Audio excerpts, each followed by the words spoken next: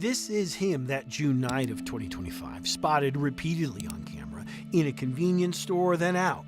Minutes later, the parolee stabbed Scott Davenport, a man he didn't know, 90 times. Less than an hour later, he stabbed Jesse Schaefer, another man he didn't know, 15 times. And I am wholeheartedly sorry from the depths of my soul. Monday, he told the judge he did it, as he apologized to the families of both. I'm sorry because I've taken from you irreplaceable pieces of yourselves in the form of your loved ones. Ricky Lee Roybal-Smith has told a variation of this story for years. In 2015, he led police on a brief chase. They're gonna take your blood, okay? With meth in his system as he slammed into the back of another car. Another thing I found out is I'm not built for prison. Once eligible for parole, he told the parole board he was done. I'm never coming back to prison, and there's no way that I'll ever do anything to jeopardize my freedom again. Same story in 2024. Because like I said, I'm done. New case, same pledge. This is different. It's definitely different this time. 9 News Investigates found in 15 years, the state released Roybal-Smith to parole 5 times, and each time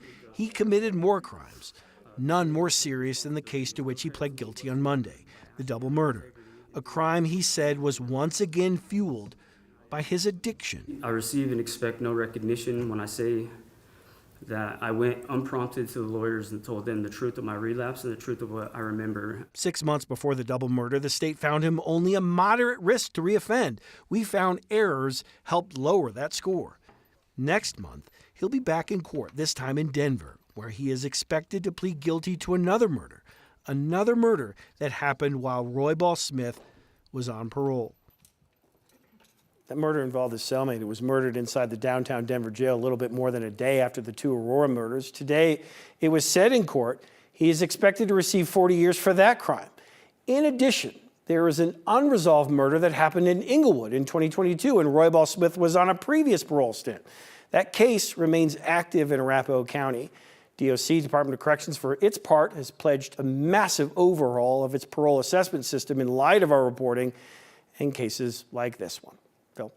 You know, and that's the good thing that comes out of all of this. All the reporting that you've done opened up some people's eyes to this huge problem, but I think a lot of people will finally be saying, at least this particular parolee is now off the streets. This case is guaranteed. He is now guaranteed to die in prison.